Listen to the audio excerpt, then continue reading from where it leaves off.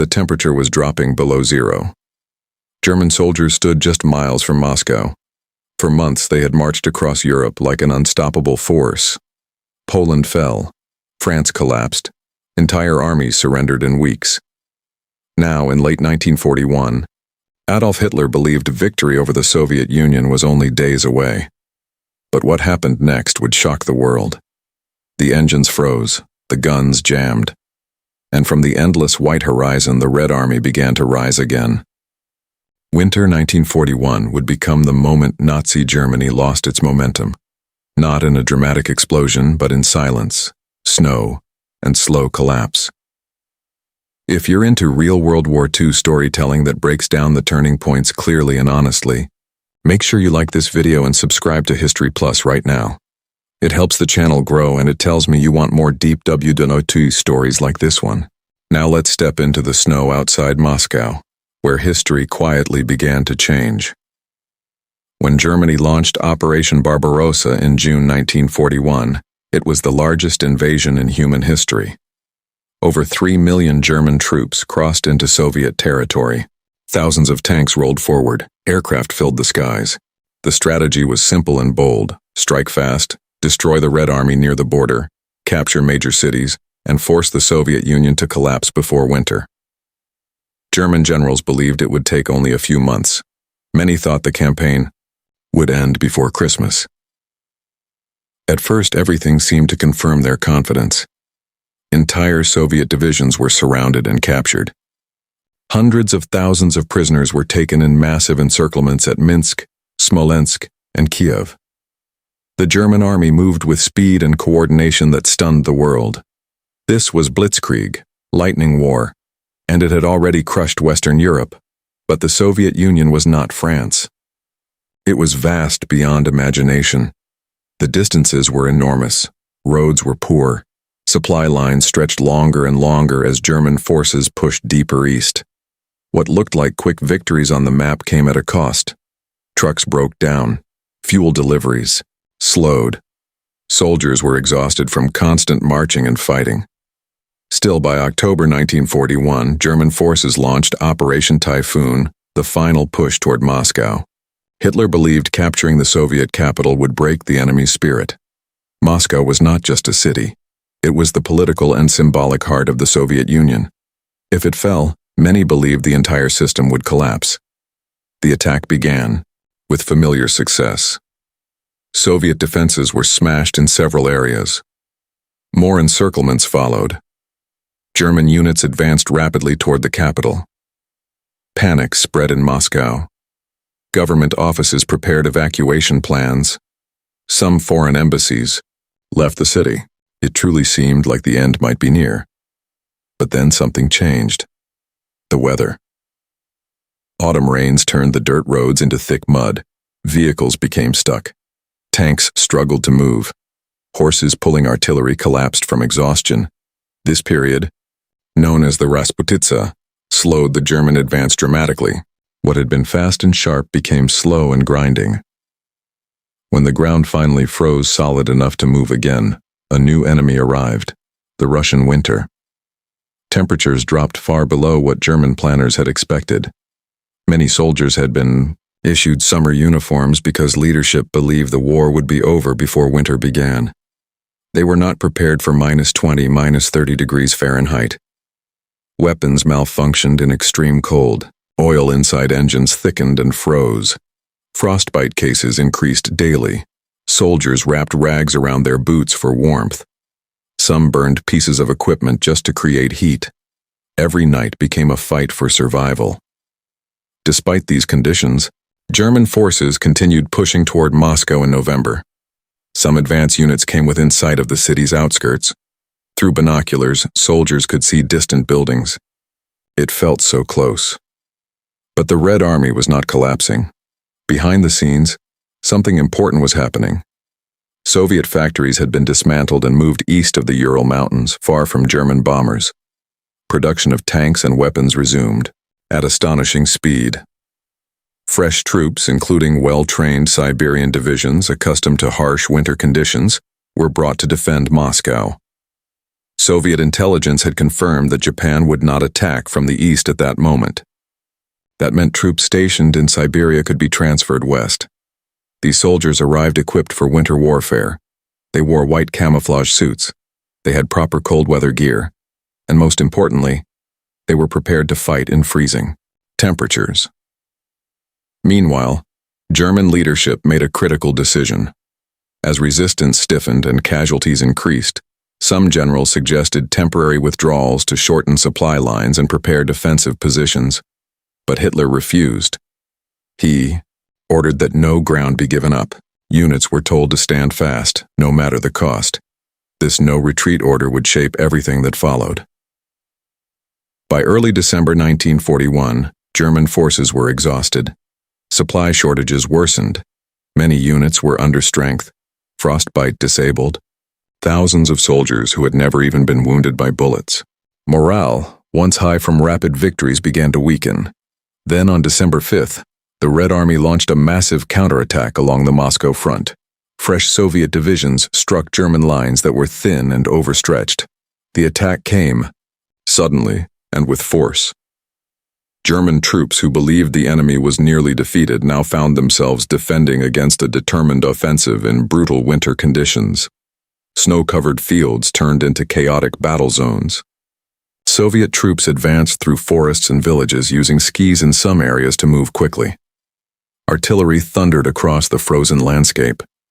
The psychological impact was enormous. For the first time in months, the German army was being pushed. Back on a large scale, this was not a small local counterattack. It was a coordinated effort to save Moscow and drive the invaders away from the capital.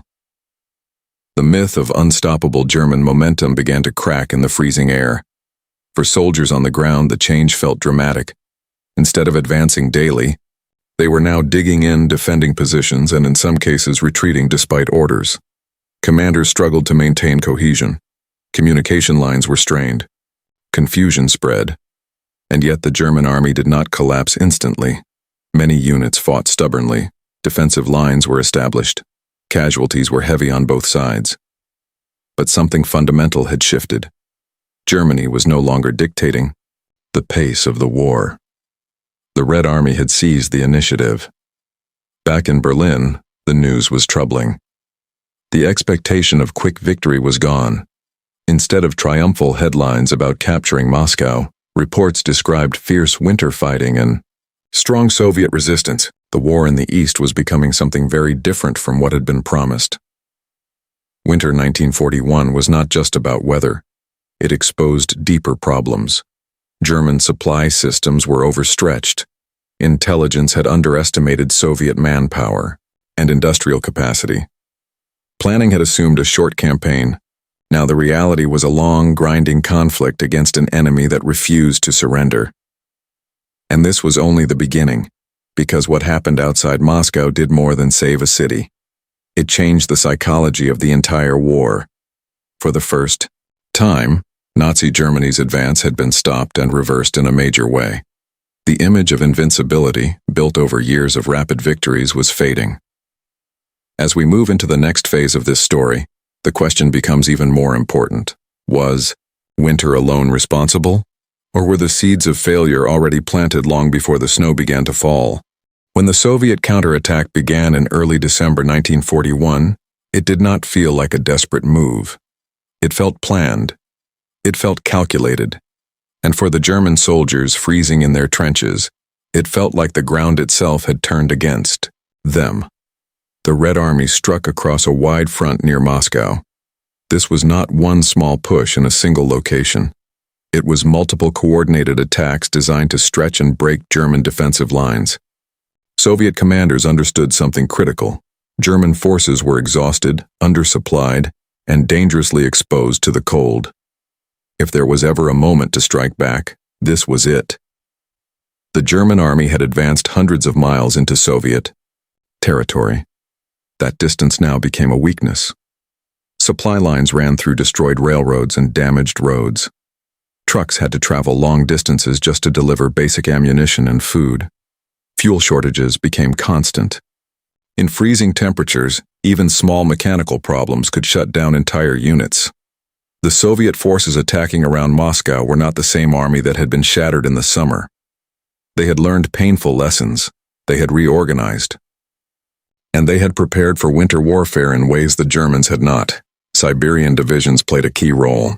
These troops were trained in harsh conditions. They knew how to move and fight in deep snow. Some used skis to maneuver quickly around German flanks. Their white winter camouflage made them difficult to spot against the frozen landscape. To German soldiers already suffering from frostbite and fatigue, these attackers seemed almost unstoppable. The shock was psychological as much as physical. For months, German troops had been advancing. Even when facing resistance, they believed victory was inevitable. Now they were being forced backward. Villages that had been captured weeks earlier were suddenly contested again. Defensive lines were tested daily. Hitler's order to stand fast created tension within the German command structure. Several generals argued that pulling back to shorter, more defensible lines would save manpower and stabilize the front. But Hitler believed retreat would destroy morale. He feared that once units began withdrawing, it could turn into a wider collapse. So the order remained clear: hold your ground. In some cases, this decision prevented complete disaster. Certain units dug in and resisted fiercely, slowing the Soviet advance. But in other areas, the refusal to retreat led to heavy casualties. Troops were sometimes forced to defend exposed positions without proper winter equipment, without adequate shelter, and without reliable resupply. The weather continued to punish both sides, but the Germans suffered more severely. Many soldiers still wore thin uniforms designed for summer campaigning. Boots cracked in extreme cold. Metal weapons burned skin when touched without gloves. Frostbite cases increased dramatically. Some divisions reported thousands of non-combat casualties simply from exposure. Engines were another constant problem. German tanks and trucks were not designed for prolonged operations in such low temperatures. Fuel could freeze. Lubricants thickened. Starting an engine in the morning often required building a fire underneath the vehicle just to warm it enough to function. Every mechanical delay slowed defensive response. The Red Army exploited this weakness. Artillery barrages softened German positions before infantry attacks followed. Soviet commanders aimed to push the Germans back far enough from Moscow to remove the immediate threat to the capital. This was not just about survival anymore. It was about momentum, and momentum in war is powerful. It affects morale, planning, and confidence. By mid-December, German forces had been pushed back several miles in multiple sectors. It was not a complete collapse, but it was undeniable retreat in places. The image of a continuous forward advance was gone. Inside Moscow, the atmosphere began to shift. Panic slowly gave way to cautious hope. Factories continued operating. Civilians dug defensive trenches. Propaganda broadcasts declared resistance and determination. Stalin himself remained in the city, sending a clear message that Moscow would not be abandoned. This mattered. Leadership presence strengthened morale on the Soviet side. It signaled confidence at a moment when fear could have taken over. On the German side, frustration grew. Reports from the front described brutal conditions and strong enemy resistance. Officers struggled to maintain discipline among men who had been fighting nonstop for months. Rest rotations were limited. Supplies were never fully sufficient. Some German commanders began to realize a difficult truth. The campaign in the East was not ending soon. The Soviet Union was not collapsing. Instead of a short war, Germany now faced a long conflict against a nation with enormous territory and resources. The winter counterattack near Moscow forced a strategic shift. German high command could no longer plan purely for expansion. They had to think about survival on a front that stretched thousands of miles. Meanwhile, the Red Army continued pressing. They did not aim to destroy the entire German army in one stroke. That would have been unrealistic. Instead, they focused on regaining territory, exhausting German units, and proving that the invader could be beaten. Every mile regained carried symbolic weight. For Soviet soldiers, pushing the Germans back from Moscow was more than a military objective. It was personal. Their homeland had been invaded. Cities had burned. Families had suffered. The counterattack became a statement of resilience. As December turned into January 1942, the fighting remained intense. Snowstorms reduced visibility. Night attacks became common. Both sides endured heavy casualties. But one fact stood out clearly. Germany no longer controlled the pace of events around Moscow. The myth of invincibility had been broken, and this psychological shift spread beyond the Eastern Front. Across Europe and even in the United States, observers watched closely. If Germany could be stopped at Moscow, perhaps it could be defeated elsewhere too. Confidence in German dominance weakened. Still, it is important to be clear. The winter counterattack did not end the war. It did not destroy the German army. But it marked the first major strategic failure of Operation Barbarossa. The promise of quick victory had vanished. The German military now faced a reality they had not planned for. A prolonged, grinding war in the east that would demand enormous resources, manpower, and endurance, and the cost of that realization would only grow. By early 1942, it was clear that winter 1941 had changed the direction of the war in the east. Germany had not been destroyed, but it had been stopped. And in war, being stopped at the wrong moment can be just as dangerous as defeat. Hitler reacted to the setbacks around Moscow by tightening his control over the military. Several senior commanders were dismissed or reassigned. He believed their hesitation and talk of retreat showed weakness. From this point forward, Hitler involved himself more directly in battlefield decisions, often overruling experienced generals. This shift would shape the rest of the war on the Eastern Front. The German army managed to stabilize parts of the line after the initial shock of the Soviet counterattack. Defensive positions were reinforced. Fresh units were brought in where possible, but the damage had already been done. The idea of a quick victory in the Soviet Union was officially over. On the Soviet side, confidence grew. The Red Army had proven that Germany could be pushed back. Morale improved not only among soldiers but also among civilians. Factories increased production. More tanks, more artillery, and more aircraft rolled out of relocated industrial centers east of the Ural Mountains. However, the Red Army also paid a heavy price. Casualties were enormous. Many attacks were costly and poorly coordinated. Victory did not come easily. The winter counteroffensive showed strength, but it also revealed weaknesses that would take time to fix. Still, the most important outcome was strategic.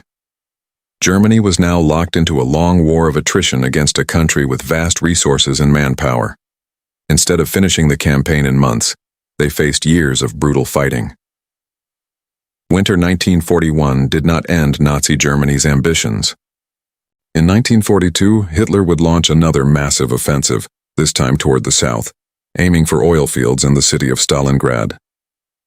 But the confidence that once drove rapid expansion had been shaken. The snow outside Moscow had done more than freeze engines. It had frozen momentum. It had forced a powerful army to confront its limits. And once limits are exposed, they cannot be unseen. By the end of winter 1941, the battlefield around Moscow had changed forever. The German army was still dangerous, still powerful, still capable of launching massive offensives. But something fundamental had shifted.